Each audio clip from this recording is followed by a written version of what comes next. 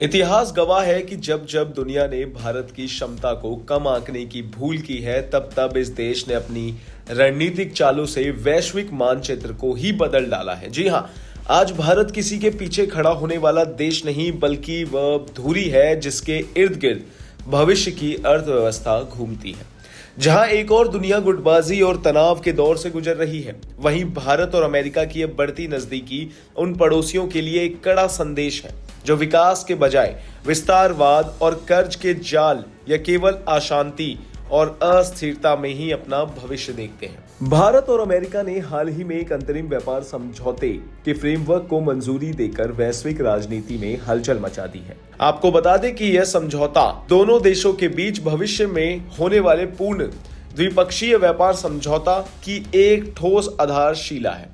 लंबे समय से चल रहे टैरिफ तनाव के बाद यह कदम न केवल दोनों देशों की अर्थव्यवस्थाओं को रफ्तार देगा, बल्कि रणनीतिक साझेदारी को भी नए शिखर पर ले जाएगा। बता दें कि केंद्रीय मंत्री पीयूष गोयल ने इस ऐतिहासिक पल पर खुशी जताते हुए कहा कि प्रधानमंत्री मोदी के नेतृत्व में यह फ्रेम भारतीय निर्यातकों, विशेषकर एमएसएमई सेक्टर, किसानों और मछुआरों के लिए $30 ट्रिलियन के अमेरिकी बाजार के द्वार खोल देगा। जी हाँ, आपको बता दें कि निर्यात में इस उछाल से न केवल विदेशी मुद्रा आएगी, बल्कि भारत में महिलाओं और युवाओं के लिए लाखों नए रोजगार के अवसर भी पैदा होंगे।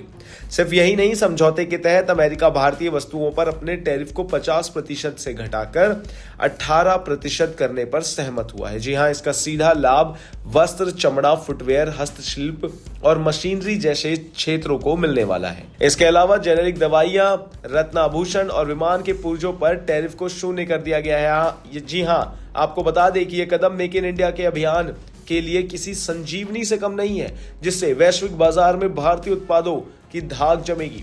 भारत सरकार ने इस डील में एक बात बहुत स्पष्ट रखी है कि देश के किसानों के हितों से कोई समझौता नहीं होगा। मक्का, गेहूं, चावल, डेयरी उत्पाद यानी कि दूध, पनीर, मांस और एथेनॉल जैसी संवेदनशील क्षेत्रों को पूरी तरह संरक्षित रखा जाएगा। आपको बता दें कि अमेरिकी उत्पाद के लिए बाजार खोलते समय भारत ने अपनी ग्रामीण आजीविका को पूरी तरह सुरक्षित रखा है, जो सरकार की किसान प्रथम नीति को दर्शाता है।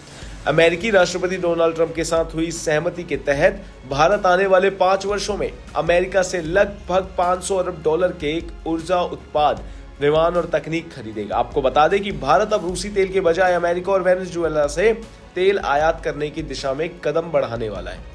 बदले में अमेरिका ने भारत पर लगे दंडनात्मक टैरिफ को पूरी तरह हटा लिया है।